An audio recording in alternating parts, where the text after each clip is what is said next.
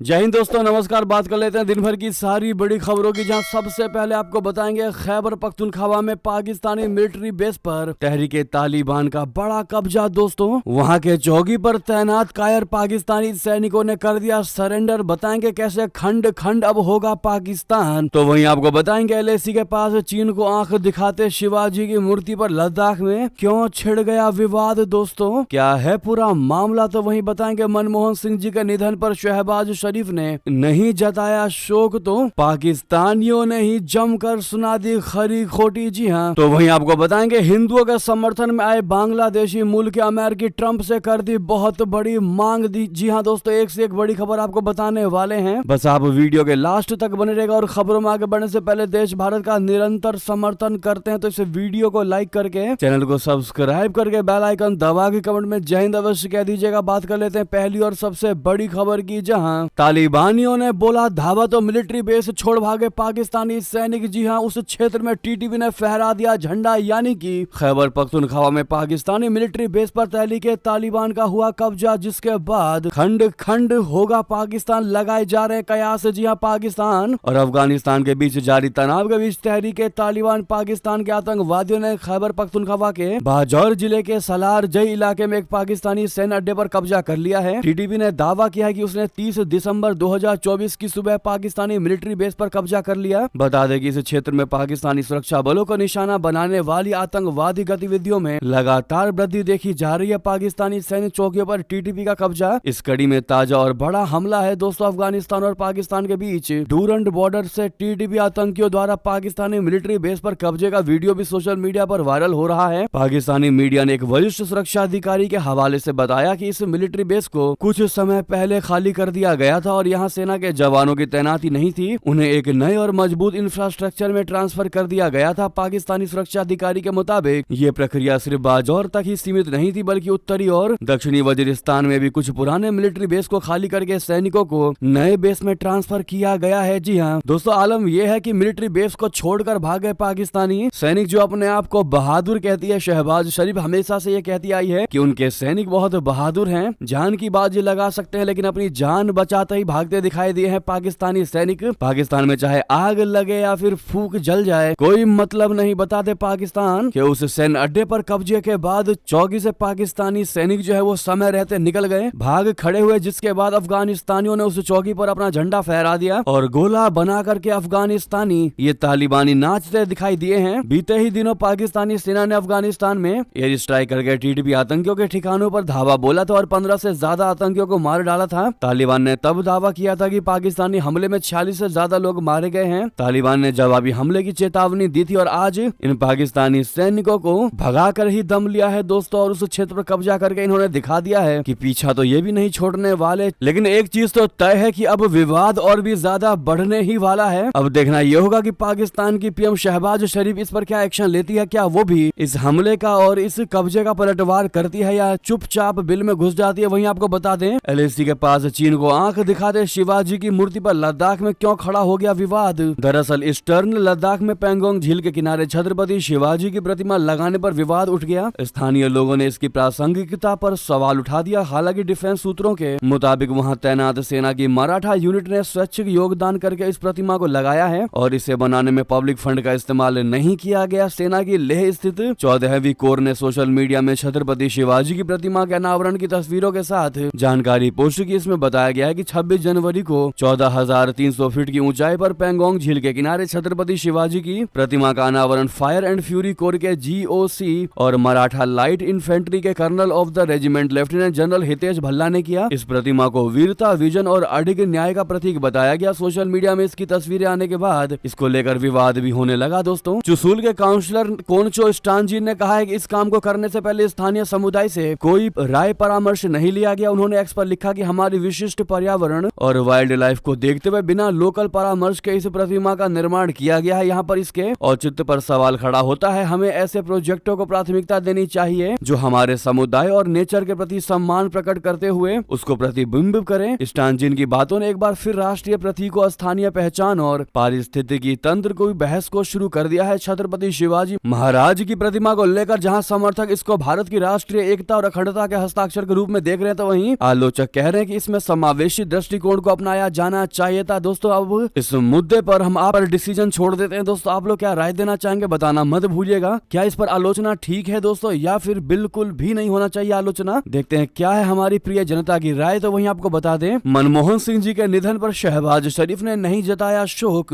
तो खुद पाकिस्तानियों ने ही जमकर सुना दिया शहबाज शरीफ को। बता दें, कहावत है कि कोई सुख में बुलाए तो जाओ चाहे ना जाओ, लेकिन अगर कोई किसी के यहाँ दुख में बुलाता है तो संवेदना देने जरूर जाना चाहिए, जरूर संवेदनाएं जतानी चाहिए। लेकिन लगता है पाकिस्तान के वर्तमान हुक्मरान ये बेसिक सी चीज भी भूल चुके हैं, लिहाजा उन्हीं के मुल्क की जनता ने उन्हें शिष्टाचार का सबक सिखा दिया। दरअसल भारत के पूर्व प्रधानमंत्री मनमोहन सिंह जी के निधन पर दुनिया भर के नेताओं ने संवेदना जताते हुए संदेश भेजा, लेकिन शहबाज शरीफ और उनके भाई नवाज शरीफ दोनों ने चुप्पी साधी रखी। जबकि मनमोहन सिंह जी का जन्म अखंड भारत की उस जमीन पर हुआ था जो आज पाकिस्तान में है। ऐसे में मनमोहन सिंह जी के निधन पर पाकिस्तान के प्रधानमंत्री शहबाज शरीफ के शोक संवेदना न जताने के फैसले की सोशल मीडिया पर कड़ी आलोचना हो रही है। दरअसल सैन्य मामलों की विशेषज्ञ और पाकिस्तानी लेखिका आयशा सिद्दीकी ने एक्स पर तंज कसते हुए लिखा, लगता है कि शहबाज और नवाज मोदी को नाराज नहीं करना चाहते हो, या फिर पाकिस्तान मुस्लिम लीग नवाज की खासियत है जो कहती है जो चला गया वो चला गया, और जब अब वो खत्म हो चुका है तो उस पर संवेदना क्या जताना। वही पाकिस्तानी पत्रकार आमरा अहमद ने कहा, ऐसा पहले कभी नहीं हुआ। इसका मतलब यह है कि पाकिस्तान और भारत के बीच कोई कूटनीतिक संबंध है ही नहीं। हालांकि इस साल दोनों देशों ने करतारपुर गलियारे पर फिर से बातचीत की थी। मुझे समझ नहीं आता कि इस फैसले के पीछे क्या कारण था। दोस्तों पाकिस्तानियों ने रियलाइज करवा दिया शहबाज शरीफ सरकार को और शहबाज शरीफ फैमिली को कि कम से कम उसको श्रद्धांजलि या फिर संवेदनाएं तो जरूर दो जो पाकिस्तान से बिलोंग करता हो या जिसका जन्म पाकिस्तान में हुआ हो, चाहे वो कहीं भी रह रहा हो। ऐसे में शहबाज शरीफ की हेगड़ी निकाल कर रख दिया दोस्तों पाकिस्तानियों ने। वहीं आपको बता दें, अराकान आर्मी पर फंसा बांग्लादेश म्यांमार की विद्रोहियों से दोस्ती बढ़ाना चाहते हैं यूनुस, लेकिन भारत का सता रहा है उनको डर। क्या डर सता रहा है बता दें, म्यांमार के रखाइन प्रांत में विद्रोही अराकान आर्मी की आश्चर्यजनक सफलता ने क्षेत्रीय भू राजनीति को हिलाकर रख दिया है। म्यांमार के रखाइन प्रांत पर कब्जे के साथ ही अराकान आर्मी ने बांग्लादेश के साथ लगती 271 किलोमीटर लंबी सीमा पर पूरी तरह से नियंत्रण कर रखी है। बांग्लादेश के दरवाजे पर पहुंचने के बावजूद ढाका अभी तक इस तरह कोई ठोस फैसला नहीं ले सका है। ढाका की मोहम्मद यूनुस सरकार अभी तक देश के अंदर स्थिति पूरी तरह से ठीक नहीं कर पाई है। ऐसे में सीमा पार हुए नए बदलाव को लेकर उनके पास कोई नया प्लान नहीं है। अतीत में बांग्लादेश की नीति म्यांमार में विद्रोही गुटों से दूरी बनाते हुए केंद्रीय सरकार से जुड़ने की रही है, लेकिन इस नीति के चलते बांग्लादेश में म्यांमार से भागकर आए 7.5 लाख रोहिंग्याओं के संकट का कोई हल नहीं मिल सका है। अब रखाइन राज्य में अराकान आर्मी के उदय ने परिस्थितियां बदल दी हैं। समूह ने एन में पश्चिमी कमांड समेत प्रमुख चौकियों पर कब्जा कर लिया है, जिससे जुंटा सेना का क्षेत्र पर नियंत्रण लगातार कमजोर होता जा रहा है। दोस्तों इब्राहिम ने एक नॉन स्टेट एक्टर के साथ जुड़ने के खतरों की तरफ इशारा किया और कहा कि बांग्लादेश के इस कदम से भारत और चीन जैसी क्षेत्रीय शक्तियों से उसके रिश्ते खराब हो सकते हैं। भारत के म्यांमार में ढाका को इस बात का ध्यान रखना होगा कि अराकान आर्मी के साथ कोई संपर्क इन दोनों प्रमुख खिलाड़ियों को अलग करके ना करे। भारत के म्यांमार में गहरे संबंध है, ऐसे में यूनुस की कोई भी चाल नई दिल्ली को नाराज कर सकती है, और अगर नई दिल्ली नाराज हो गया तो बांग्लादेश कहीं का नहीं रह जाएगा। बता दें कि कैसे चीन पाकिस्तान के लगातार करीब जा रहा है बांग्लादेश, जबकि हर तरीके से भारत पर निर्भर है ये। चिकित्सा शिक्षा के लिए हम ही हैं उसके सहारे, तब भी चीन और पाकिस्तान की ओर देख रहा है बांग्लादेश। दोस्तों बांग्लादेश भारत के चिकित्सा पर्यटन क्षेत्र में एक अहम योगदान करता है, जो कुल आमद का 50 से 60% है। प्रति वर्ष लगभग 3 से 3.5 लाख बांग्लादेशी मरीज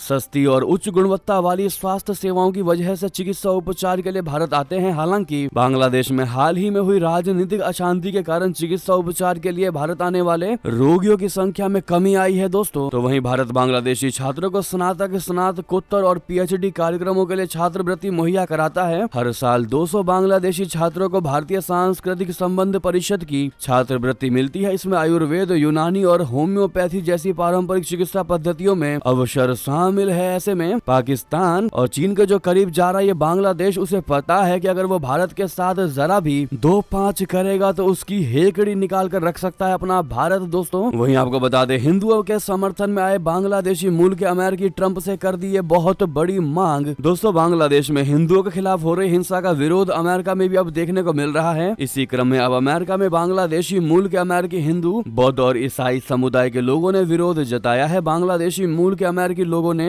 नवनिर्वाचित राष्ट्रपति डोनाल्ड ट्रंप से आग्रह किया है कि वो बांग्लादेश में धार्मिक एवं जातीय अल्पसंख्यकों के खिलाफ जारी अत्याचार के संबंध में हस्तक्षेप करें। बांग्लादेशी मूल के अमेरिकी लोगों ने इस्लामी ताकतों से अल्पसंख्यक समुदाय के लिए अस्तित्व का संकट उत्पन्न होने का खतरा बताते हुए ट्रंप से बांग्लादेश में उनकी रक्षा में मदद करने का अनुरोध किया है। हिंदू संत चिन्मय कृष्ण दास की तत्काल रिहाई सुनिश्चित करने के लिए ट्रंप से आग्रह करते हुए समूह के लोगों ने कहा है कि बांग्लादेश में कट्टर पंथ का खतरा बढ़ रहा है, जिसका न केवल दक्षिण एशिया बल्कि शेष विश्व पर भी दूरगामी प्रभाव हो सकता है। ट्रंप को संबोधित एक ज्ञापन में समूह ने संयुक्त राष्ट्र शांति अभियानों में बांग्लादेश की भागीदारी को आंतरिक, जाति और धार्मिक उत्पीड़न की समाप्ति से जोड़ने का सुझाव भी दे दिया। वहीं बता दें, दुनिया के सबसे खूंखार नेपाली गोरखा लड़ाके भारतीय सेना में शामिल होने को हैं बेताब। आखिर कब खत्म होगा भर्ती का इंतजार? जी हाँ, नेपाल के युवाओं का भारतीय सेना का हिस्सा बनने का इंतजार खत्म नहीं हो रहा है। नेपाल में हर साल बड़ी संख्या में युवा भारतीय सेना में भर्ती होने के लिए प्रशिक्षण लेते हैं, लेकिन अब इन युवाओं की उम्र बीत रही है और अभी तक ये साफ नहीं है कि उन्हें मौका मिलेगा भी या नहीं मिलेगा। 19 साल के शिशिर भट्टराई ऐसे ही युवाओं में से एक है। मध्य नेपाल के रहने वाले शिशिर इस समय पश्चिमी नेपाल के पोखरा में इस समय ब्रिटिश सेना में भर्ती होने के लिए प्रशिक्षण ले रहे हैं। हालांकि उनका पहला सपना भारतीय सेना में शामिल होना रहा है। अल जजीरा से बातचीत में उन्होंने बताया कि ब्रिटिश सेना से पहले मेरा सपना भारतीय सेना में शामिल होने का था। बहुत से गोरखा भारत में सेवा कर चुके हैं और मैं अपने पूर्वजों की विरासत को बनाए रखना चाहता हूं, लेकिन उनके जैसे दूसरे नेपाली युवाओं के पास भारतीय सेना में भर्ती होने का विकल्प नहीं है। साल 2022 में भारतीय सेना में अग्निपथ योजना लागू होने के बाद नेपाल सरकार ने नेपाली नागरिकों के इसमें हिस्सा लेने पर रोक लगा दी है। शिशिर इस रोक को काफी दुखद बताते हैं। वे कहते हैं कि अतीत में हमारे पास कम से कम भारतीय सेना में शामिल होने का विकल्प होता था। वो भारत से नियमों में बदलाव की उम्मीद जताते हैं, जिससे नेपाली युवाओं को मदद मिलेगी और काम के ज्यादा विकल्प होंगे। दरअसल नेपाल के गोरखा ब्रिटिश काल से ही भारतीय सेना का हिस्सा रहे हैं और आजादी के बाद भी इस परंपरा कंटिन्यूटी में रही थी, लेकिन अब ये रुक चुका है। दोस्तों, ऐसे में हमारा आपसे सवाल ये है कि क्या भारत की मोदी सरकार को दोबारा से इन गोरखाओं को भारतीय सेना में भर्ती करना चाहिए या जैसे चल रहा है वही बेहतर है? जो भी आपकी राय है दोस्तों, इस मुद्दे पर बताना मत भूलिएगा। लेकिन आप सभी से रिक्वेस्ट है दोस्तों, सामने लाइक का बटन अभी तक आपने इस वीडियो को लाइक नहीं किया है तो कृपया करके लाइक कर दीजिए। नेक्स्ट खबर की बात कर लेते हैं, जहां पर नेपाल की राजनीति में उथल पुथल भरा रहा ये साल 2024 भारत चीन के साथ रिश्तों के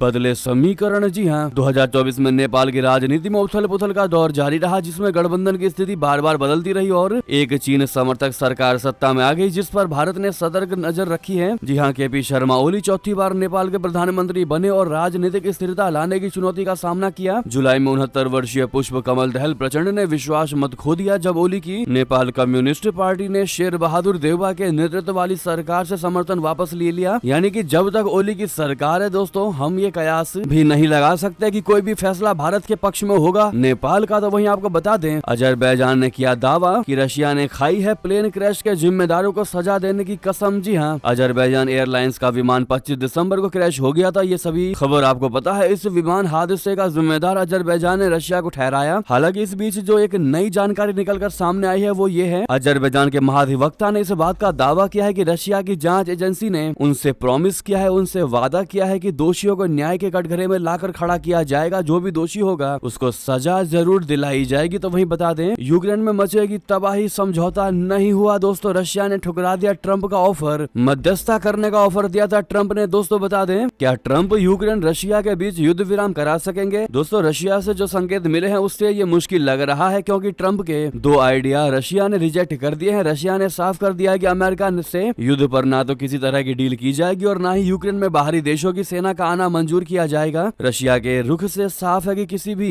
कीमत पर यूक्रेन की स्थिति पहले जैसी नहीं रहने दी जाएगी। यूक्रेन भौगोलिक तौर पर भी बदला जाएगा और उसका अस्तित्व भी पहले जैसा नहीं रहेगा। यही वजह है कि यूक्रेन पर कब्जे की जंग को और तेज कर दिया गया है। ताबड़तोड़ प्रहार से यूक्रेन दहल रहा है। यूक्रेन की जमीन पर बर्फ है और आसमान से लगातार आग बरस रही है। रशिया की इस्कंदर मिसाइल तबाही मचा रही है। कामिकाजे ड्रोन से धमाके हो रहे हैं। यूक्रेन के सैनिक किसी तरह फ्रंट लाइन पर डटे हैं, लेकिन बारूद की कमी के चलते आर्टिलरी खामोश है। लेकिन दोस्तों, ऐसे में सबसे बड़ी उम्मीद और सबसे बड़ी बात यह निकलकर सामने आ रही है, जिस प्रकार से पुतिन ने ट्रंप के ऑफर को ठुकराया है, तो क्या प्रधानमंत्री मोदी जी बनेंगे शांति दूत? भारत के प्रधानमंत्री नरेंद्र मोदी रशिया यूक्रेन युद्ध का वार्ता से समाधान निकालने पर जोर पहले भी दे चुके हैं। उन्होंने कई मौकों पर साफ कह दिया है कि युद्ध किसी भी समस्या का समाधान नहीं हो सकता, शांति सिर्फ बातचीत के जरिए ही आ सकती है। जेलेंस्की ने भी प्रधानमंत्री मोदी की मध्यस्थता में रशिया से वार्ता के संकेत दिए थे। अक्टूबर में एक इंटरव्यू में उन्होंने कहा था कि निश्चित ही प्रधानमंत्री मोदी ऐसा कर सकते हैं, लेकिन इसके लिए हमें खुद को तैयार करने की आवश्यकता है। ऐसे में सबसे बड़ा सवाल दोस्तों यही है कि क्या प्रधानमंत्री मोदी जी बनेंगे शांति दूत? क्या इन दोनों दोनों देशों के बीच युद्ध को करवा पाएंगे शांत? क्या है आपकी राय दोस्तों, अवश्य बताइएगा। देखते हैं भारतीयों का क्या है जवाब। तो वहीं बता दें, तालिबान की बड़ी धमकी, अफगानिस्तान में कोई एनजीओ महिलाओं को नहीं देगा नौकरी, और अगर हुक्म नहीं माना तो क्या करने जा रहा है ये तालिबानी, बता दें। तालिबान ने कहा है कि वो अफगानिस्तान में महिलाओं को रोजगार देने वाले सभी राष्ट्रीय और विदेशी गैर सरकारी संगठनों को बंद कर देगा। तालिबान ने 2 साल पहले सभी एनजीओ को अफगान महिलाओं को रोजगार देने से मना किया था, जिसके बाद उसका ये कदम सामने आया है। तालिबान ने यह कदम कथित तौर पर इसलिए उठाया है क्योंकि उसका कहना है कि महिलाएं इस्लामी हिजाब सही तरीके से नहीं पहनती हैं। रविवार रात को सोशल मीडिया मंच एक्स पर पोस्ट किए गए पत्र में वित्त मंत्रालय ने चेतावनी दी कि हालिया आदेश का पालन नहीं करने पर ऐसे एनजीओ को अफगानिस्तान में काम करने का लाइसेंस खोना पड़ेगा। मंत्रालय ने कहा कि वो राष्ट्रीय एवं विदेशी संगठनों के पंजीकरण, समन्वय, नेतृत्व और उनकी सभी गतिविधियों पर नजर रखने के लिए जिम्मेदार हैं। वहीं आपको बता दें, अब समुद्र में और भी ताकतवर होगी इंडियन नेवी। नौसेना के बेड़े में शामिल होंगे 2 स्वदेशी युद्धपोत और 1 पनडुब्बी। जी हां, भारत अपनी समुद्री लड़ाकू क्षमताओं को बढ़ावा देने के लिए नौसेना के बेड़े में बहुत ही जल्द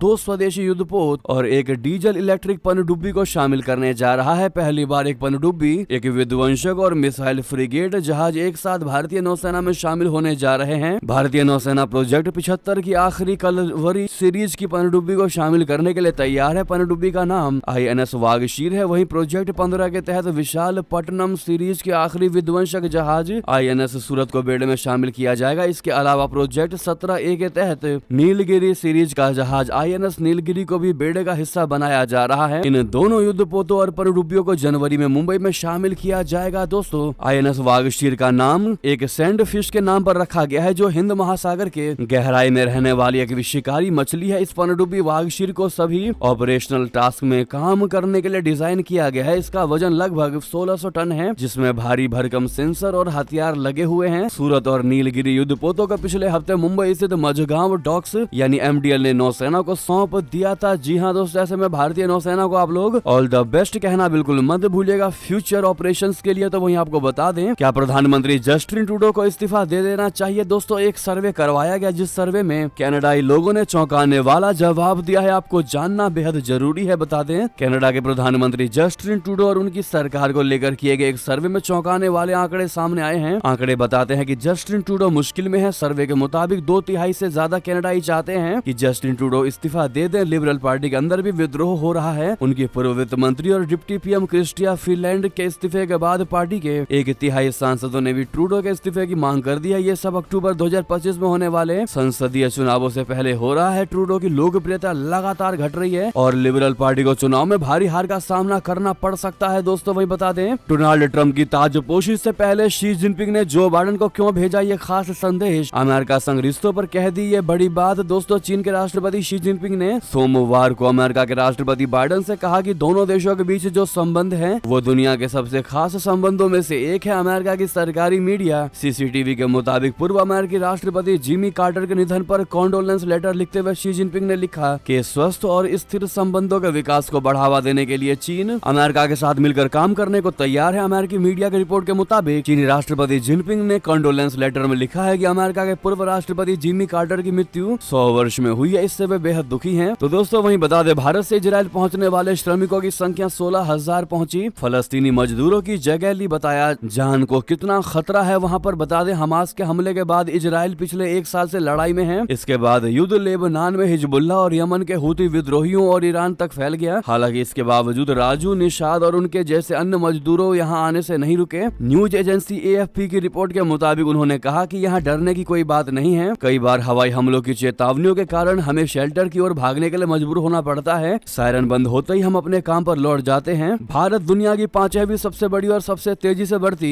इकोनॉमी में से एक है, लेकिन इसके बावजूद वो अपने लोगों के लिए पर्याप्त नौकरियां नहीं पैदा कर पा रहा है। दशकों से इजराइल में भारतीय काम कर रहे हैं। हजारों बुजुर्ग इजरायलियों की देखभाल करने के लिए भारतीय वहां जाते हैं। वहीं अन्य हीरा व्यापारियों और IT पेशेवरों के रूप में काम करते हैं। लेकिन जब से गाजा का युद्ध तेज हुआ है, तब से इजराइल के निर्माण क्षेत्र में भारतीय श्रमिकों की संख्या बढ़ी है। इतना ही नहीं, बड़ी संख्या में इजराइल फिर जाएंगे भारतीय श्रमिक। दिल्ली स्थित डायनामिक स्टाफिंग सर्विसेज के अध्यक्ष समीर खोसला ने 30 से ज्यादा देशों में 5 लाख से ज्यादा भारतीयों को काम करने के लिए भेजा है। उनके जरिए 3500 से ज्यादा श्रमिक इजराइल पहुंचे हैं। वो भी 10,000 भारतीय श्रमिकों को और भेजने की उम्मीद करते हैं। वहीं आपको बता दें, वायनाड त्रासदी को गंभीर प्राकृतिक आपदा घोषित किए जाने पर प्रियंका गांधी ने क्या कहा, आपको बता दें। दें, केरल के वायनाड से सांसद प्रियंका गांधी ने गृह मंत्रालय द्वारा वायनाड त्रासदी को गंभीर प्राकृतिक आपदा घोषित किए जाने के फैसले का स्वागत किया। उन्होंने कहा कि इस फैसले से वहां लोगों का पुनर्वास में काफी मदद मिलेगी। प्रियंका गांधी वाड्रा ने गृह मंत्रालय के फैसले का स्वागत करते हुए सोशल मीडिया हैंडल पर खुशी जाहिर की। उन्होंने एक्स पर लिखा कि मुझे खुशी है कि गृह मंत्री अमित शाह ने वायनाड त्रासदी को गंभीर प्राकृतिक आपदा घोषित करने का निर्णय लिया गया। इससे पुनर्वास की आवश्यकता वाले लोगों को काफी मदद मिलेगी और निश्चित रूप से ये सही दिशा में उठाया गया एक बड़ा कदम होगा। तो वहीं आपको बता दें, बिहार के नए राज्यपाल आरिफ मोहम्मद खान का पटना में हुआ स्वागत। 2 जनवरी को होगा शपथ ग्रहण। जी हां, बिहार के नए राज्यपाल आरिफ मोहम्मद खान कल पटना पहुंचे, जहां पटना एयरपोर्ट पर बिहार सरकार के मंत्रियों ने उनका स्वागत किया। बिहार सरकार के कई मंत्रियों ने उन्हें गार्ड ऑफ ऑनर भी दिया। उनका स्वागत उप मुख्यमंत्री सम्राट चौधरी और मुख्यमंत्री नीतीश कुमार की तरफ से आए सबसे वरिष्ठ मंत्री विजय चौधरी ने किया। आरिफ मोहम्मद खान को केंद्र सरकार ने बिहार का नया गवर्नर नियुक्त किया है। उन्हें पद और गोपनीयता की शपथ 2 जनवरी को दिलाई जाएगी। पटना हाईकोर्ट के मुख्य न्यायाधीश उन्हें 2 जनवरी को शपथ दिलाएंगे। जी हां दोस्तों, वही बता दें, केजरीवाल ने आपको काम चलाओ सीएम कहा, मुझे बहुत दुख हुआ। जी हां, दिल्ली एलजी ने आतिशी को लिखा पत्र। दोस्तों, दिल्ली के उपराज्यपाल वीके सक्सेना ने मुख्यमंत्री आतिशी को एक पत्र लिखा है, जिसमें उन्होंने अरविंद केजरीवाल के एक बयान की आलोचना करते हुए इस पर आपत्ति जताई। उन्होंने कहा है कि कुछ दिनों पहले मीडिया में अरविंद केजरीवाल ने आपको काम चलाओ सीएम कहा था, ये मुझे बेहद आपत्तिजनक लगा और इससे मैं बहुत आहत हूँ। उन्होंने कहा, ये न सिर्फ आपका अपमान है बल्कि आपके नियोक्ता देश की राष्ट्रपति और उनके प्रतिनिधि के रूप में मेरा भी अपमान है। उन्होंने कहा कि अस्थायी या काम चलाऊ मुख्यमंत्री की जो सार्वजनिक व्याख्या केजरीवाल ने की, उसका कोई संवैधानिक प्रावधान नहीं है और ये बाबा साहब अम्बेडकर द्वारा रचित संविधान में निहित लोकतांत्रिक भावना और मूल्यों की निंदनीय अवहेलना भी है। जी हाँ, वही बता दें, दिल्ली और कश्मीर को जोड़ने वाली 5 नई आधुनिक ट्रेनें होंगी शुरू। पीएम मोदी जी देंगे सौगात। दोस्तों, प्रधानमंत्री नरेंद्र मोदी जी जनवरी में 5 नई आधुनिक ट्रेनों की सौगात देने जा रहे हैं। दिल्ली और कश्मीर से जोड़ने वाली 5 ट्रेन को लॉन्च करेंगे। ये ट्रेनें कश्मीर के मौसम को ध्यान में रखते हुए ऑन बोर्ड हीटिंग सिस्टम से लैस होगी। ऐसे में ये ट्रेनें न केवल तकनीकी दृष्टि से अत्याधुनिक होंगी बल्कि विशेष रूप से कश्मीर के कठोर मौसम को ध्यान में रखते हुए डिजाइन की गई है। जी हाँ, तो वहीं आपको बता दें, ये थी अभी की सारी बड़ी खबरें। आपको खबर कैसी लगी कमेंट में बताना बिल्कुल मत भूलिएगा। साथ ही साथ इस वीडियो को लाइक करके चैनल को सब्सक्राइब करके बेल आइकन दबा के कमेंट में जय हिंद कहते हुए इस वीडियो को दोस्तों में, भाइयों में, साथियों में, रिश्तेदारों में शेयर करना बिल्कुल मत भूलिएगा। दोस्तों, मिलता अगली बड़ी खबर में। यहाँ तक रहने के लिए आप सभी का बहुत बहुत धन्यवाद। जय हिंद, जय भारत।